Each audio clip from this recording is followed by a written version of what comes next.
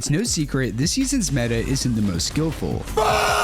However, it's looking like we're about to have one of the most iconic FNCSs in the entire history of Fortnite. Some of the best players we've ever seen touch the game have decided to make the move from their region to now compete on NA with the hopes to either win or place top 10 in order to qualify for the $2 million global championship next season. But with that being said, there's not enough spots for all of them to make it, so some duos will leave disappointed. One team who might just have that happen to them is Mongrel and Mr. Savage. We saw Mongrel return to the game during the OG season, and with the perfect script, him and Savage ended up making the FNCS Grand Finals in Season 1 of Chapter 5. As most of you know though, Finals wouldn't end so well since they were contested, resulting in a 39th. And Season 2 unfortunately would be much worse, with them not even making the Grands since Mongrel wasn't grinding the game as much. But at the end of the run, Savage would announce that they had something big planned for Season 3, and now we all know that it was that they were coming to NA. I just mentioned how last season, Mongrel wasn't playing the game as much. However, this time around, it looks like the move really helped to motivate him. But the most important question is, how are things going so far? And well, they're looking better than ever, and there's one massive reason for this. So far this chapter, they have been landing at this split, which has one big problem.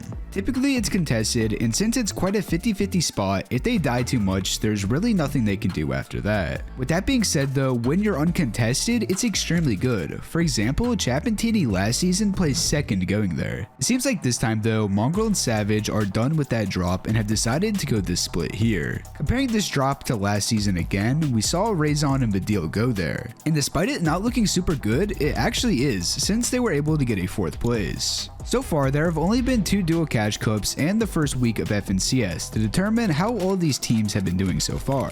However, that's all we really need. Unfortunately for Mongrel and Savage, they barely missed making the first cash cup finals, but they did end up making the second one and performed quite well in it, getting a 15th. This is much more impressive than it sounds, since they ended up being contested and didn't even load into one of the games. As far as FNCS goes, they didn't make the finals, however they got really close with a 73rd. This means they are already guaranteed qualified into the lower bracket semifinals, so if they just do a little bit better in week 2, they'll make the upper bracket. I think everyone has been really impressed with how well they've been doing this season, but the whole reason for them moving in the first place is for them to secure a qualification spot into globals. So will they actually be able to do that? Well, it's going to be really hard. I do think they will definitely make grands, however, for them to have a chance, they need to get uncontested. But lucky for them, there's no other top tier pros that are landing this split. So with that being said, in the end, it'll really just depend on how well they play on the day. Now, Mongrel and Mr. Savage are a big question mark whether they'll make it or not. And interestingly enough, they're actually one of only 2 duos that are composed entirely of EU players. But with that being said, these next teams have a really good chance at winning it all.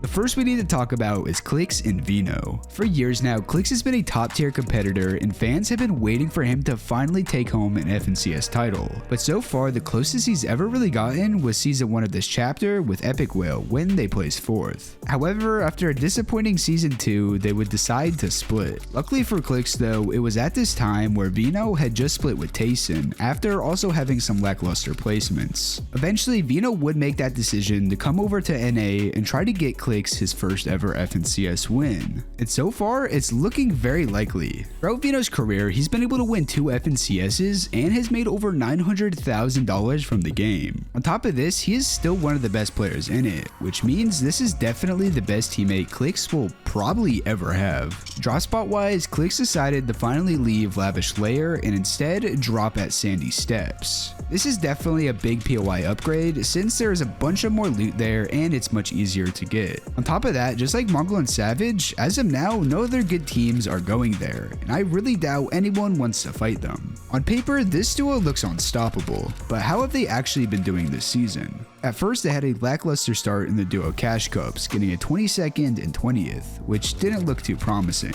However, it was in FNCS where things would really pick up. By the way, if you're enjoying the video, make sure to drop a like and subscribe. Throughout the first week's qualifiers, they played phenomenally and actually ended up getting first in the finals, winning 3 out of the 6 games. It's also worth noting that this is the first time this chapter we've seen set lobbies during the FNCS qualifier weeks, which is very important to truly see who the potential winners going into Grands will be. It's also important to note that Vino is probably the best person for Clix to play with, and not just because of his achievements. Vino isn't afraid to speak his mind and tells Clix exactly what he wants him to do at all times. This works really well for Clix, so he can purely focus on one thing at a time and also lock in on what his strong suits are. That being said though, there is one massive problem that can cost them this win. Their entire game plan during endgame is to continuously chop out height and grief their mats, then go up later on in the moving zones and take it. This works extremely well now since the Nitro Fists have been vaulted and the only movement are the Nitro Splashes. With that being said, the Nitro Fists were only taken out because of a bug, so it's very likely that by the time Grands comes around, it'll be back in the game,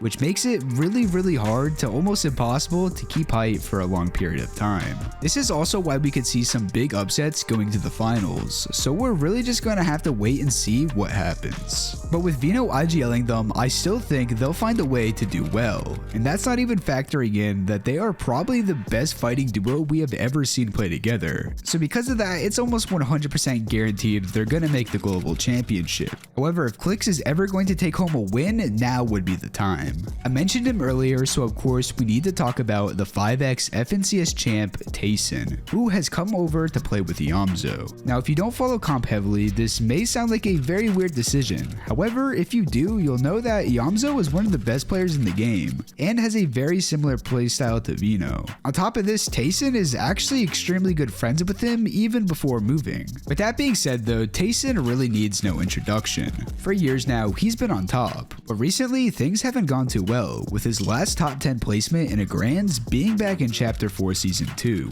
well over a year ago. However, with this move, it looks like he's determined to get his 6th FNCS title, and together they've started off extremely strong. It looks like they've decided to claim the Kami split on NA, and the fact that it's even called that should already tell you it's a very solid drop. Right away, they're showing why they play so well together. This is a team who opt for a more consistent playstyle, never going for anything too risky. With that being said though, once they solidify their position in a game, they aren't afraid to frag out. And it seems to be working out extremely well so far, considering they won the second Cash Cup this season and placed 4th in the FNCS finals. Very similar to Mongrel, it seems like this move has really helped motivate Tayson to grind the game again. I already mentioned how his placements for a 5x FNCS champ haven't been up to viewer standards, and well, it really just comes down to the fact that he wasn't enjoying the game. We've already seen time and time again when Tayson actually enjoys playing a season, he does well, but when he doesn't, you know what happens. On the other side of this, Yamzo has had an insane run over the last few seasons, being extremely close to winning multiple times with Rise, but just missing out each time. And as unexpected as his matchup was, I could definitely see them winning this season, so I guess only time will tell. The next duo who is very similar to Tayson and Yamzo is Pink and Miro. Again, both these players need no introduction. Miro is the best controller player to have ever touched this game and is currently tied for the most FNCS wins in the world at 6, with his most recent being the 2023 Global Championship with Cooper. Pink on the other hand has already proved countless times that he is one of the best players in the world. However, he hasn't been able to get that FNCS win quite yet. Their draw spot though is very interesting. Instead of claiming a well-known POI that they can easily hold down, they opted to drop at this split here. At first glance, you might think that this doesn't look very good, and well, I don't blame you, but that's exactly what they want you to think. Last season, Kanata and Cooper actually landed at this split, and they were able to get an impressive 3rd place from it. This season though, they decided to leave and go somewhere else. So Pink and Miro, being smart, decided to claim this for 2 important reasons. The first one is that there is almost a 0% chance a team contests them, and even if they are somehow contested in Grands, they will 100% qualify to land no matter what. You still may be wondering why here instead of another spot where they can probably do the exact same thing. And again, it's because of LAN.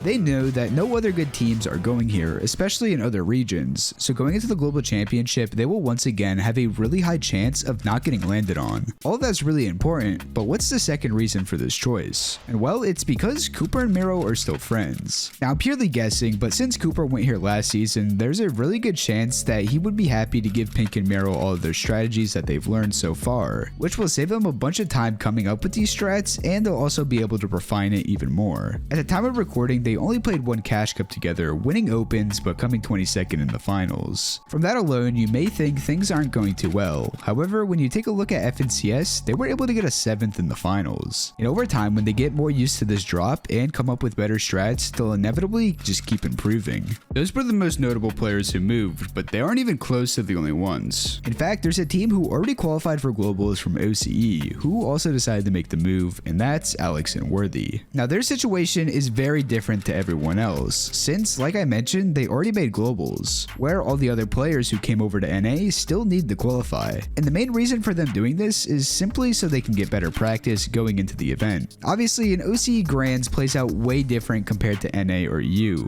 so this makes a lot of sense. Now, so far, their placements haven't been anything too crazy, and to be honest, I don't think this season will end so well for them. Now, this time around, they decided to drop at Restored Reels. However, Cease is landing there, and in the week 1 finals, we saw how this off-spawn fight would go, and let's just say things were not looking too good for them, with them dying off spawn 5 out of the 6 games. Now, when they did live, they actually ended up getting a top 6, so they can definitely do well. It really just depends what they decide to do off spawn, whether that's coming up with a new strategy or just going somewhere else altogether. Next, we gotta talk about the second full EU duo who has been going crazy so far, Baja and Mixon. Now, we actually saw Mixon come over last season and play with Paco, and in the end, their performance was pretty decent. However, this new duo is much better, and they actually got a 5th place in EU last time they played in FNCS together, so they definitely have potential to do really well. And the fact that they just got 2nd in the week 1 finals for sure proves it. The last player I'll mention who came from EU that I think has the potential to do really well is Kylie, who decided to play with Vert. Both these players are extremely slept on, and many forget that Vert is actually an FNCS champion,